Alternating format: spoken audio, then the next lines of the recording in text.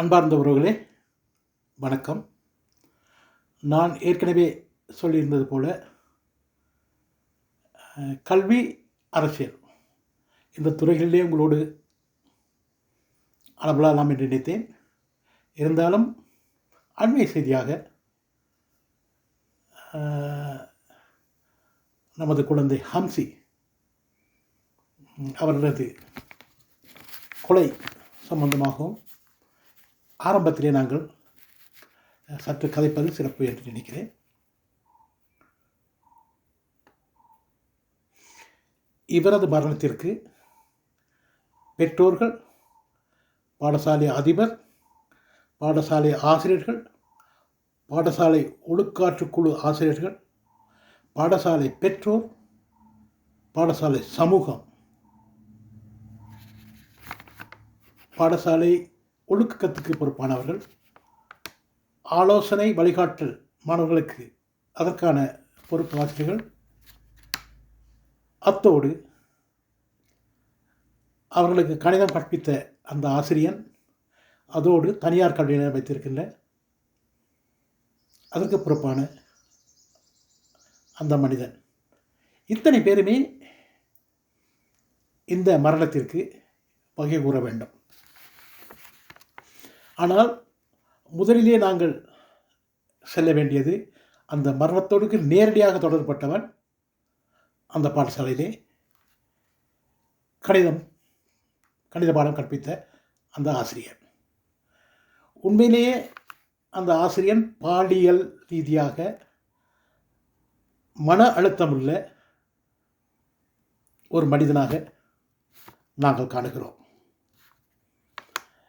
அவரது குடும்ப படத்தை நாங்கள் பார்க்கின்ற பொழுது அவரது மனைவி அவ்வளவு திருப்தியான மனநிலை இல்லை. அவர்கள் ஏதோ ஒரு மன அழுத்தத்தில் இருப்பதைப் போலத்தான் நமக்கு காட்சியளித்ததாக இதிலிருந்து நாங்கள் தீர்மானிக்கிறோம் இவர் ஒரு பாலியல் ரீதியான மனத்தாக்கம் அடைந்தவராக இருக்க வேண்டும். என்று சொன்னால் நிறைய திருமணம் முடித்தவர்களுக்கு பாலியல் பற்றிய அறிவு இல்லை, சுமூகமான உறவில்லை. ஆணாக இருந்தால் என்ன, பெண்ணாக இருந்தால் என்ன. நாங்கள் பலருக்கு இதை பாலியல் பற்றிய நாங்கள் ஆலோசனை வழங்கி அதில் வெற்றியும் பெற்றிருக்கிறோம். ஆகவே பாலியல் என்பது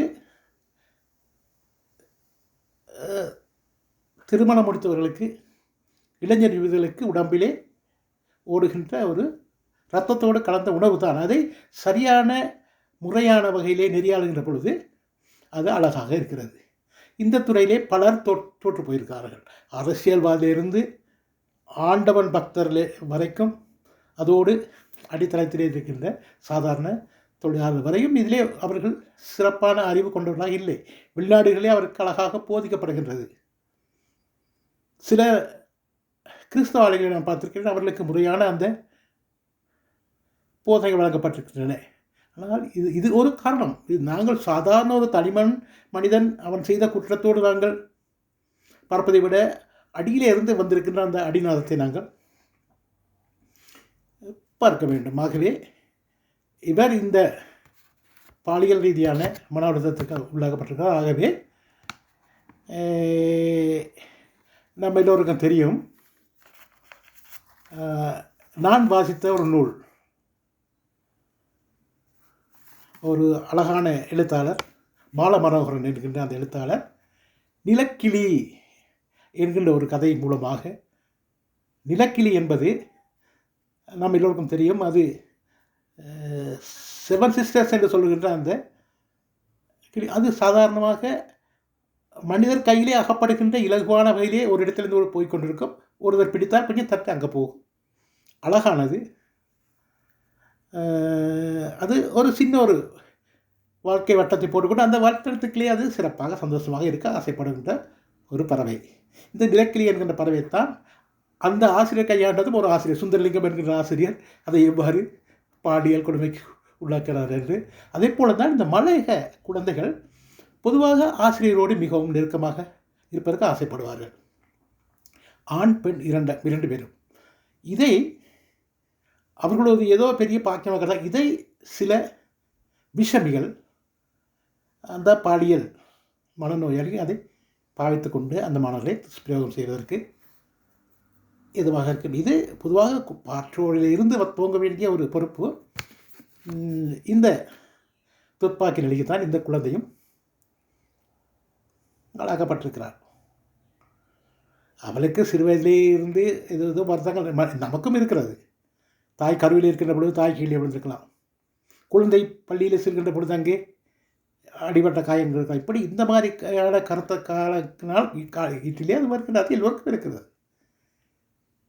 நாங்கள் என்ன செய்கிறோம், இந்த நிலக்கிளி போல தன்னிடத்திலே அருகிலே வருகின்ற அந்த பூ போன்ற குழந்தைகளை நாங்கள் என்ன செய்கிறோம், தமக்கு சந்தர்ப்பம் கிடைக்கின்ற பொழுது அவற்றை நாங்கள் துஷ்பிரயோகம் செய்வதற்கு, அந்த மலர்களை கசக்கி பிடிப்பதற்கு நாங்கள் ஆயத்தமாகிறோம்.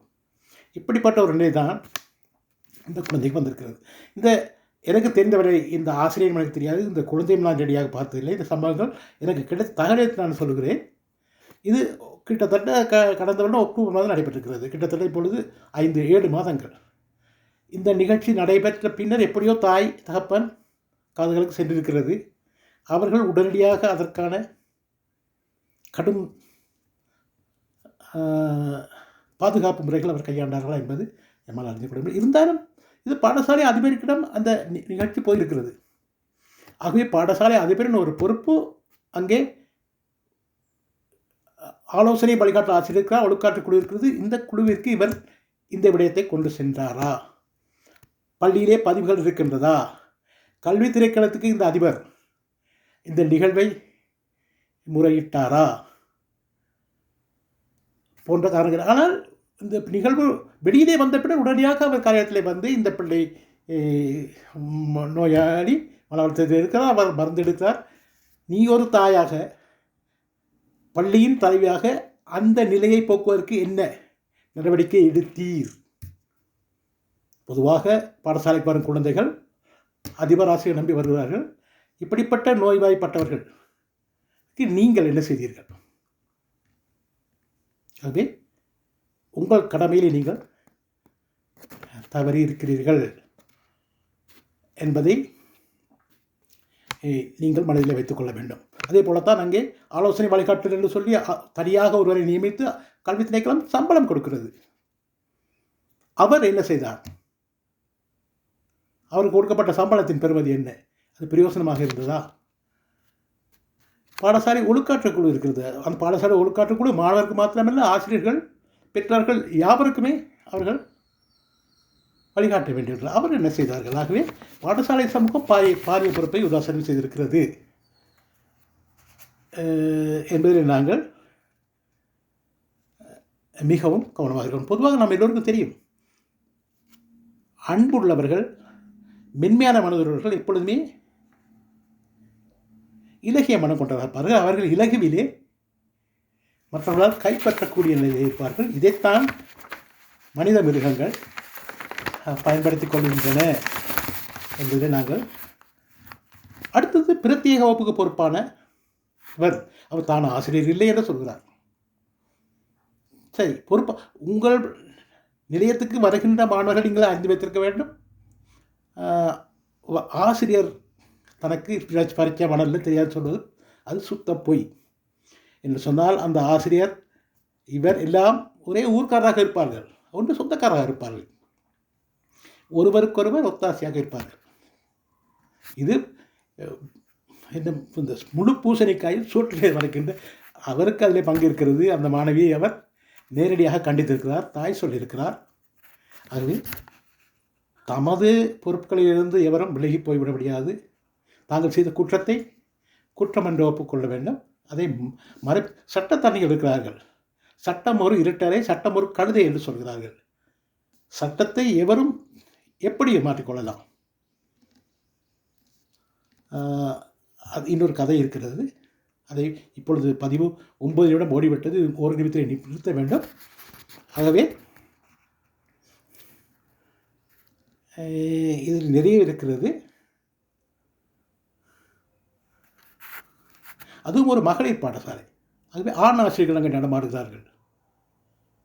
இந்த விடயத்திலே பெண்கள் மிகவும் அக்கறையாக இருக்க வேண்டும்.